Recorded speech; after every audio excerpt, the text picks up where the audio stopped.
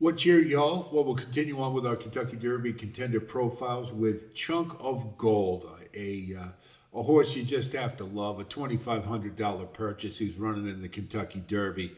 Trained by Ethan West and ridden by Jay Love. This one's been a pleasant surprise on the Derby trail, coming off of synthetic, and has posted two consecutive second place finishes. Uh, and, who knows? I mean, he continues to progress and surprise. Might have another one in him. We'll see.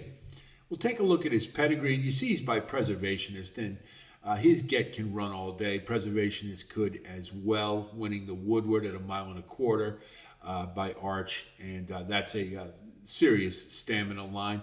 Play for Gold, the Dam has also produced Band of Gold, whom Chunk of Gold is a full brother to, and she was in Oaks on the Oaks Trail and was more of a distance type of horse, two-turn horse.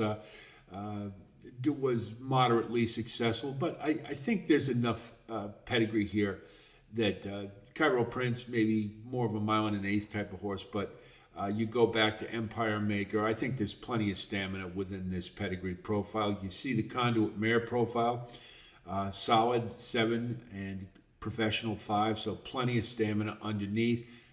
Pedigree is skewed a little bit towards stamina, 12 to 11, and I think you look at the triads as well, so I don't think a mile and a quarter is going to be the issue.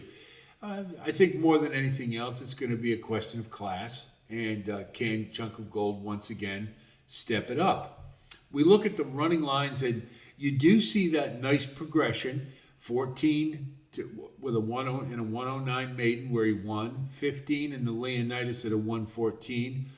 Then in the Risen Star 118 to a 116, and then most encouraging, a 120 in the same class race level of 116 in the Louisiana Derby.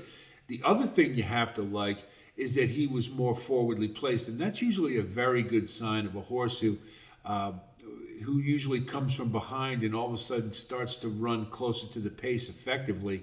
It is a good sign that a horse is improving.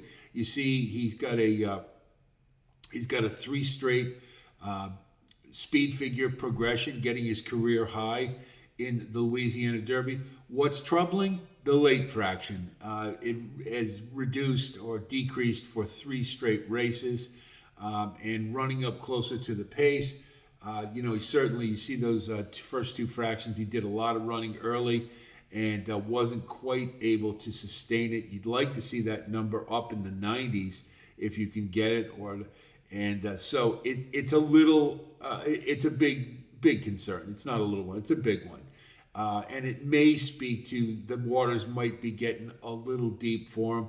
I think that, I don't know how much better the Louisiana Derby is, maybe a little bit, but you see the pace fractions were actually a little kinder. So there is a little bit of concern along those lines. I do like the fact that he continues his training at Turfway. That gives him that extra bottom, and that's why we love that angle. Horses leaving Turfway, moving to dirt, they seem to thrive because it gives them so much condition underneath. So, stranger things have happened. I mean, if he can work out a trip, a ground-saving one, with all that pace that's likely to be up in the front, Chunk of Gold's a pretty good candidate to finish in the money at a price.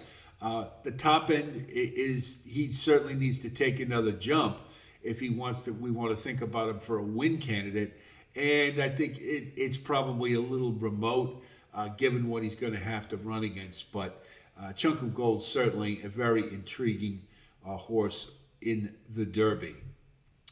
Take a look at the positives. I love that he's a solid performer. He just keeps bringing it every single time. He certainly refuted those that thought he was just a clunk up second in the Risen Star.